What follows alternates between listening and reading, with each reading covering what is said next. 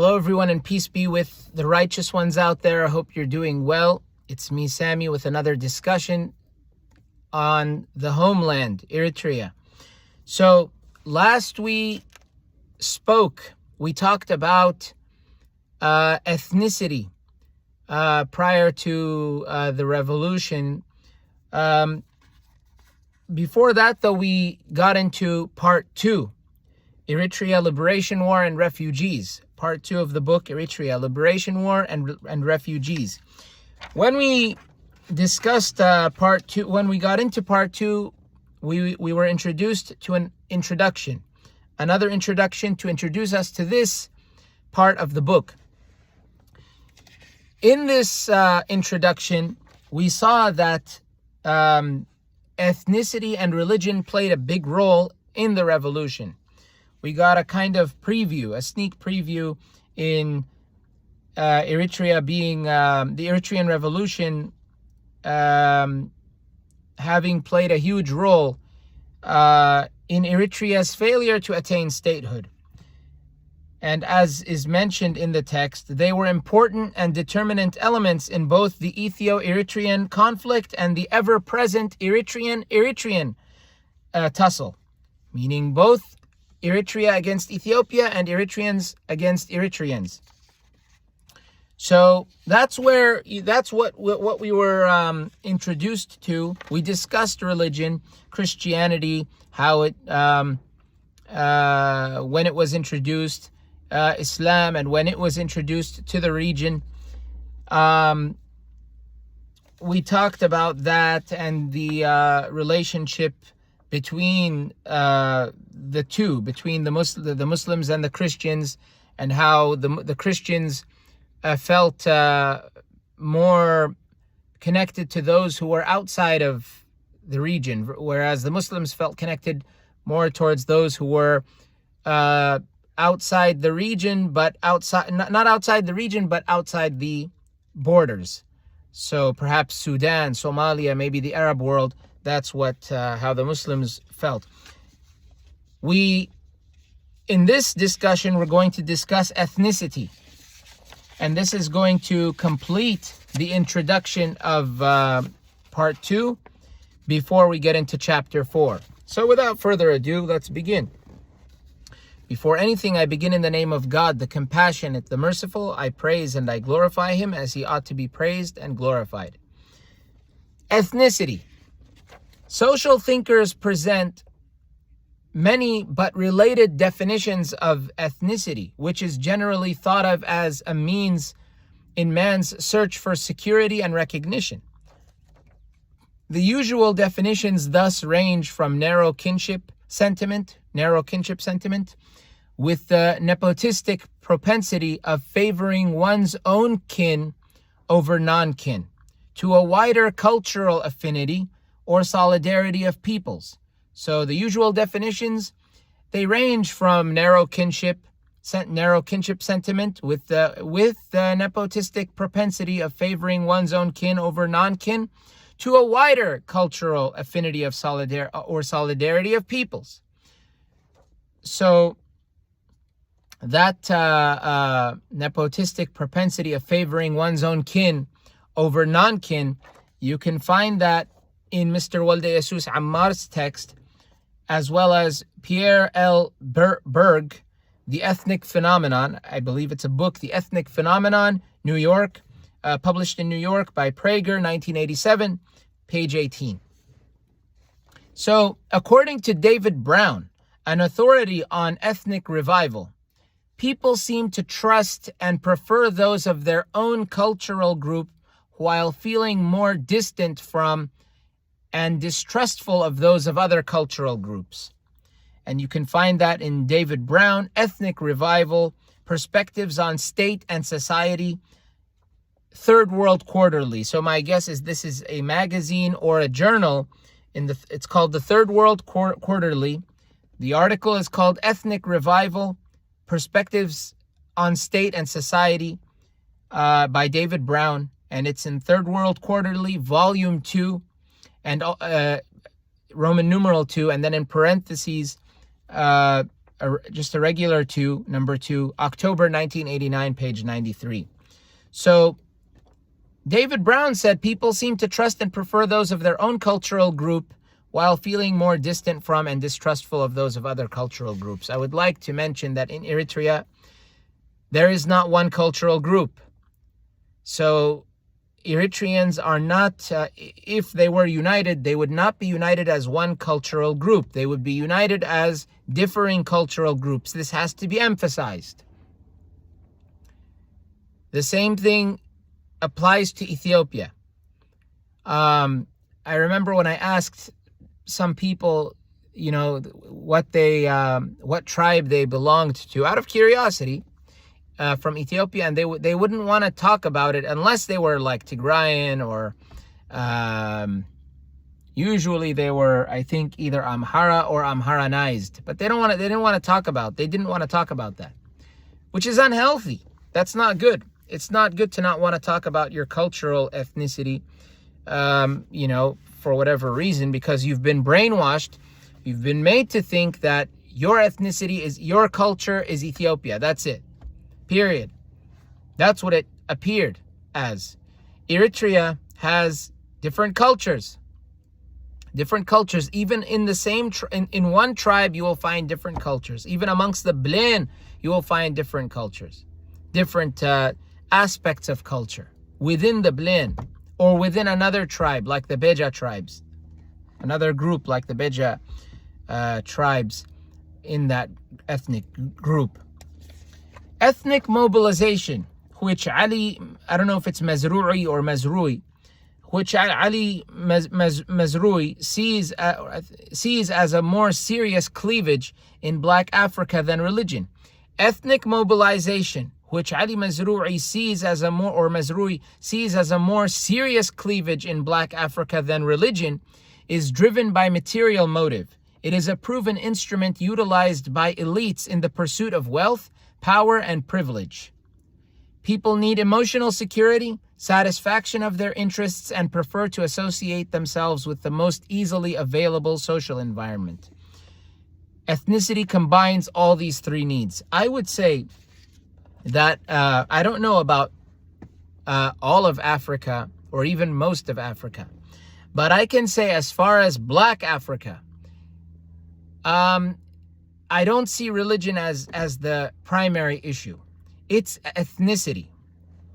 Ethnicity, I would say, is the primary issue. Religion does follow it, but ethnicity, I think, comes first. I think culture and ethnicity comes first. For example, the Amhara tribe, the Amhara, the Amhara group are. They're nationalists, so they're not all of them. I mean, there are those who are conservative, like the Muslims, for example. They're not the ones that I know anyway, the ones that I've met, or ones that I am aware of. They say Islam first, in my understanding. That, or at least what I should be saying is they imply Islam first, because Islam is a religion which encompasses all races, all ethnicities. Christianity is supposed to, but I don't see that as much as I do in Islam. Islam is more, Christianity has it as well, but I would say in Africa, and it's different. It's not the same. And maybe even in other parts of the world. I mean, you can even look, Eritrean Orthodox Church, Ethiopian Orthodox Church. Well, do you find any masjid that says Chinese Shiite masjid? Even the divisions between the schools of thought, you won't find a place called the Shia masjid or the Sunni masjid or the Ibadi masjid or this. You won't find that. In any case, so with Africa, you will find culture. So now you have, for example, the Afar. The Afar, they want autonomy in Eritrea. They want an autonomous, they want their autonomy, but, well, at least the EANC, Eritrean Afar National Congress, wants an autonomous Dankalia region, while and other folks, they're close to each other. So it's everyone is bound to his tribe. In Africa, we have tribes and clans. This is how it works. And people, they take pride in that. And not only that, it's just what religion speaks loud, and I wouldn't say that if a Blaine were to be Orthodox Christian these days, he would not be accepted by the Highlanders. And I could be wrong. Despite the fact that kings were oppressing them, Orthodox kings, when the Blaine were Orthodox, the Orthodox kings used to still abuse them, despite the religion. So I would say that ethnicity means it speaks louder than religion. Although religion does speak loud. But if I were to choose between the two, I would think ethnicity plays a bigger role. Because people view each other as different ethnically. So I would not be surprised. I mean, let's think about it. Me, as someone who is Blaine, who grew up hearing the Tigray and Tigrinya languages, for me, the Afar are like strangers. They're my brothers unfortunately, they're a different school of thought in Islam. So I have to say, and I don't consider them, brothers in Islam due to the belief of, Sunni Muslims, but they're my brothers in humanity. They're my brothers in the land, in the region. So, but culturally, they're very, very, I would say they're very different. Very, very different. So there might be certain things I can comprehend and other things I understand, but I'm not used to. So this is how it is. Same with the Kunama. This is how it is. Versus a place like, say, Iraq or Syria, where religion might play a bigger role. For example, in Iraq, they tried to turn the Sunnis and Shia against each other. They failed, ultimately, because at the end, people figured things out. But you have more of a religious issue there. People are not. There are tribes, but there aren't many tribes. But it's not about ethnicity as much as it is religion. But then again, a lot of people in Iraq are Arabs. But still, even though they're Arabs, they accept the Kurds as Iraqi, they accept the Turkmens as Iraqi. So there is a tolerance. It's not the same as a place like Eritrea. Lebanon, same. Lebanon has different groups, different ethnic groups, different religions. But I would say that Lebanon, I think, is more political. It's more political views. So that's me. That's my analysis. I would say that Africa is more ethnic. If you look at a place like Ethiopia, it's very, very ethnic. It's very ethnic, and it, in one way or another, you could say ethnically divided. It's more ethnic. The issues are more ethnic. They're not religious. They're ethnic. Ethiopia is a very good example because even right now we see a war going on there. War. The Oromos want this. Tigrayans want that. Another group of Tigrayans want something else. The Amara want this. Even they divide amongst themselves. It's all ethnicity. Nationalism has nothing to do with religion. So, as far as what Ali Mazrui said, he sees as a more serious cleavage in black. He sees ethnic mobilization as a more serious cleavage in black Africa than religion. The source for that, you can find that in Ali A. Mazrui or Mazrui, The African Condition. It's a book, The African Condition, Edinburgh, published by Heinemann, 1980, page 96. And you can find that it is a proven instrument utilized by elites in the pursuit of wealth, power, and privilege. You can find that in Anthony D. Smith, Conflict and Collective Identity, Class, Ethne, and Nation, in Azar and Burton, page 65. So I guess it's an article titled Conflict and Collective Identity, Class, Ethne, and Nation. And I'm assuming that Ali Mazroui's text is a book due to its being italicized. The title. And as for ethnicity, combines all these three needs that people need: emotional security, wealth,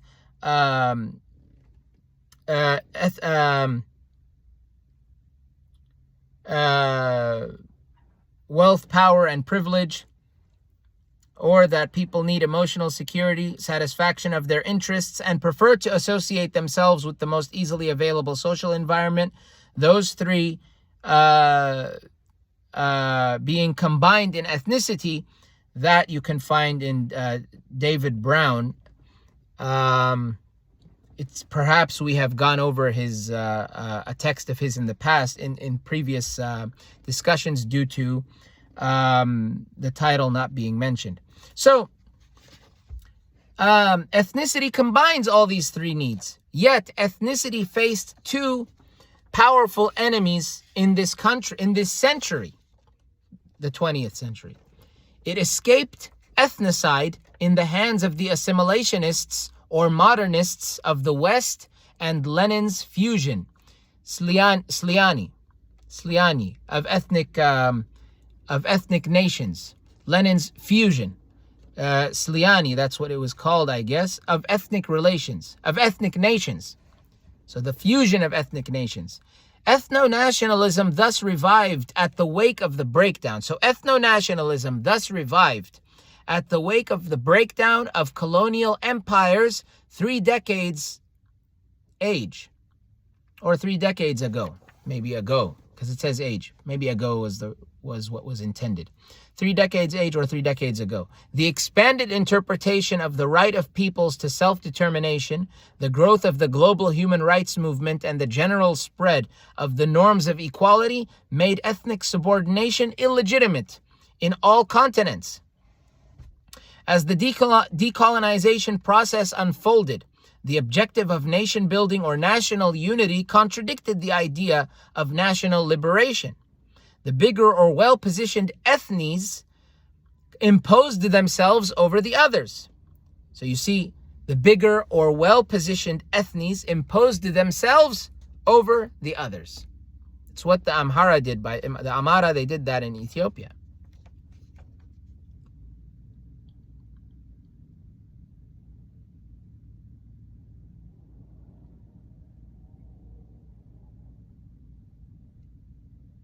The various ethnic groups, and one in parentheses, and one may also add clans to explain the tragic developments in Somalia, in parentheses, and one may also add clans to explain the tragic developments in Somalia, knew that access to state power, and the state is the most rewarding enterprise in the new states, gave access to material resources and privilege for this strategic ethne or nation of state.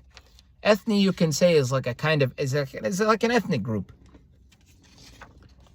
So you see, the various ethnic groups knew that access to state power, and the state is the most rewarding enterprise in the new states. If you have power of the state, that's the most rewarding thing you can get. You have power.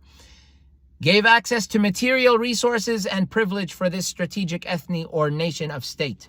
You can find that in Azar and Burton, also in J.F. Brown, Eastern Europe and Communist Rule, published in Durham, and I believe North Carolina, Duke UP, by Duke UP, 1988, page 443.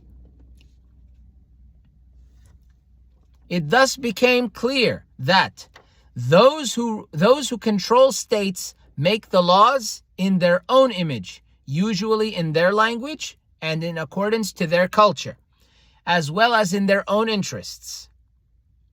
And this is found in, this is a quote, found in Jason W. Clay's Epilogue, The Ethnic Future of Nations, found also in the Third World Quarterly, page 228. Jason W. Clay in the Epilogue, The Ethnic Future of Nations. So you see, those who control states make the laws in their own image, usually in their own language and in accordance to their culture, as well as in their own interests. This is how it is. Armed struggles were thus needed not only for national self-determination of a colonized people, but also to put one's own solidarity or identity grouping in an advantageous position in the state. Otherwise, those groups who fail to have access to state power would suffer the bitter consequences of powerlessness, which usually include inferior social status and economic disadvantages. And while a liberation struggle is underway, the social and political forces start rectifying their positions in it with the long-term vision of avoiding power marginalization for themselves and their social groupings. Again, and while a liberation struggle is underway, the social and political forces start rectifying their positions. They start rectifying their positions in it, in the liberation struggle. They start rectifying their positions in it with the long-term vision of avoiding power marginalization for themselves and their social groupings. Janina Dassel observed that liberation struggle, like perestroika, increases ethnic consciousness. Perestroika is restructuring. We'll go over it in just a moment. So Janina Dassel observed that liberation struggle, like perestroika, increases ethnic consciousness. The increase in consciousness in turn creates potential for future ethnic conflict. We find that in this text that we're reading, that we're using by Mr. Walde Jesus Ammar, as well as a time for perestroika, restructuring, in parentheses, in the international refugee regime, a time for perestroika, restructuring in the international refugee regime, Journal of Refugee Studies, Volume 3, in parenthesis 1, 1990, page 30. The article is written by Janina W. Dassel. So you see, it creates potential for future ethnic conflict. What's going on with the Afar, the extrajudicial killings, the human rights violations happening against them, as well as others? The Kunama.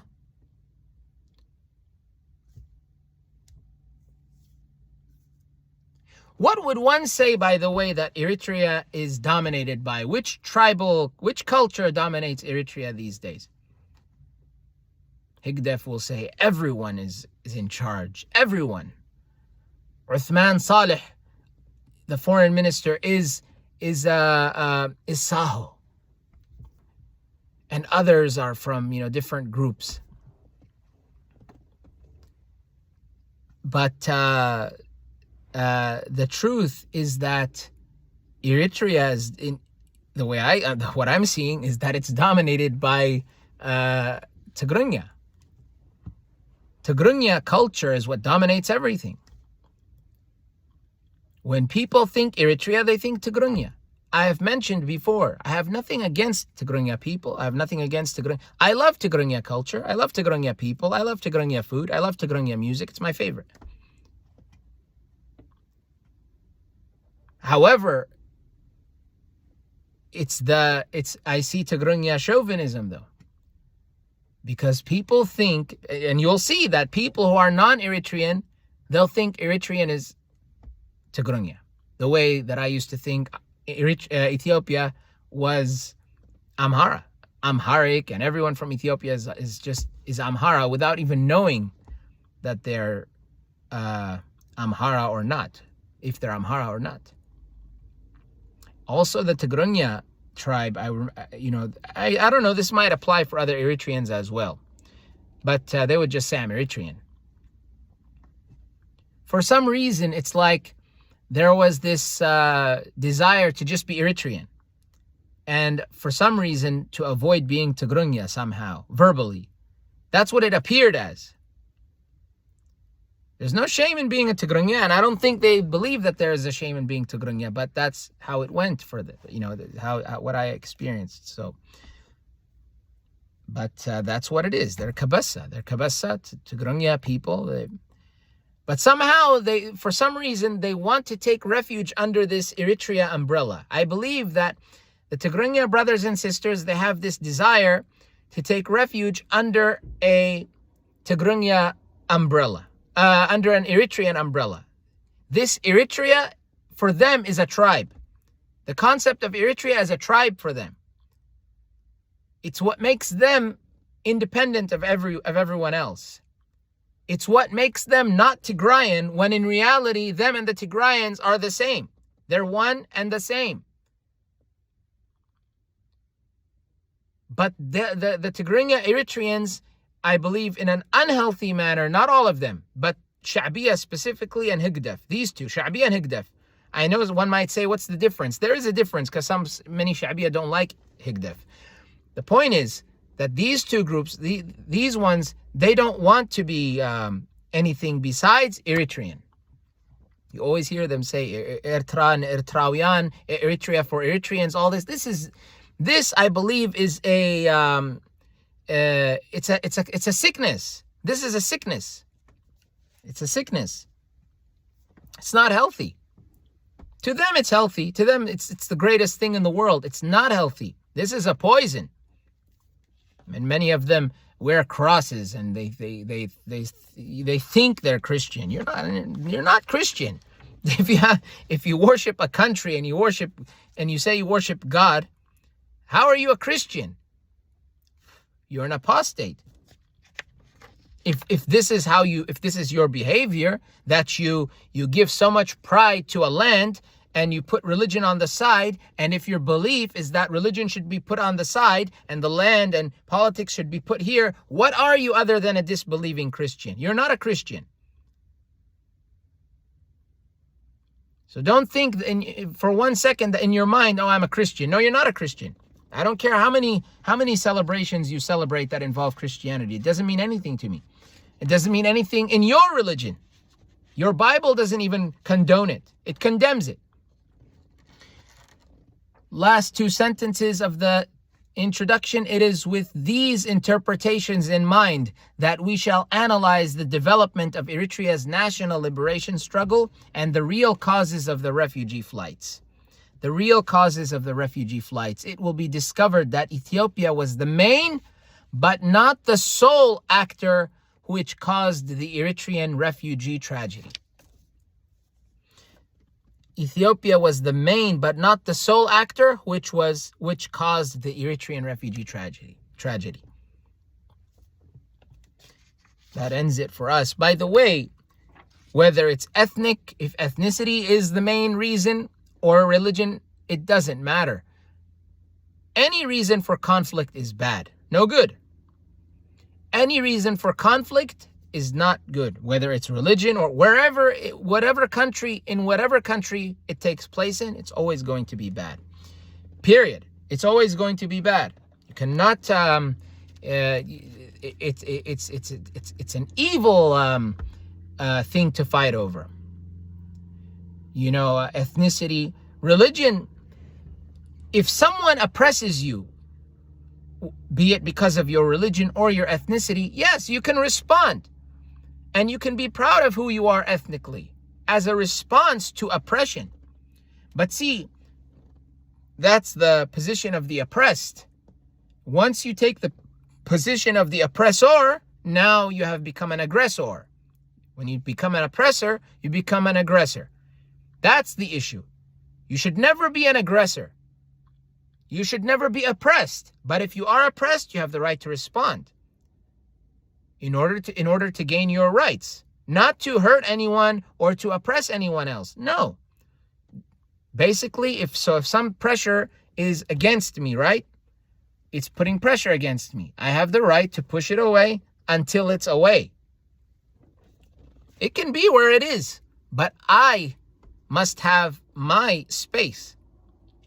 Ethnically, religiously, however, spiritually, ethnically, whatever that space, whatever space I require.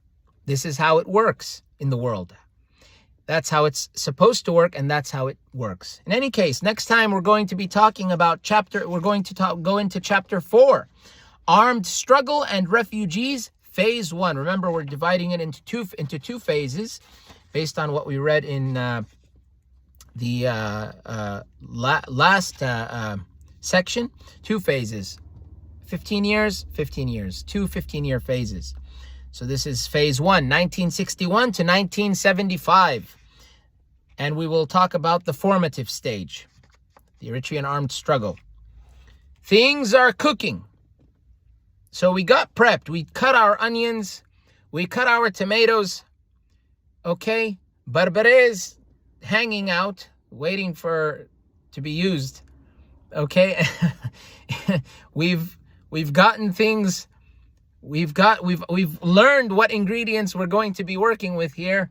Now we're the pot is hasn't been fired up yet.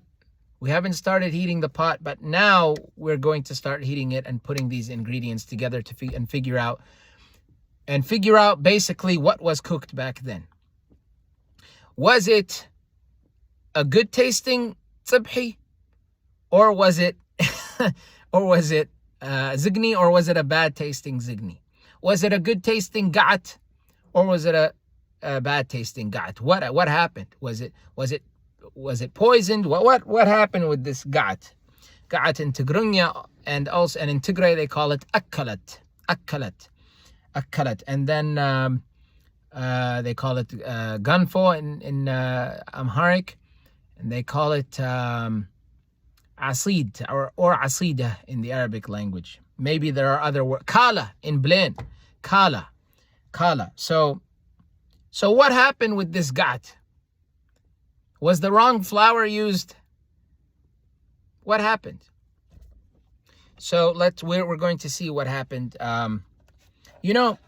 It's I don't think it's right to make a joke out of it, because this was a terrible time. So I'm inclined to making jokes in my life, but may God forgive me for making a joke involving this, because this was a difficult time, and I did not taste a drop or a grain or the tiniest entity that I could possibly taste of this. But and I cannot even really imagine what it was like. But this was a very sad and brutal and difficult is not the right word. It's a word that does not do justice. It was a very, very horrible time. So we have to look at it with respect. I'm advising myself first, the man in the mirror. In any case, thanks for joining. I wish you well.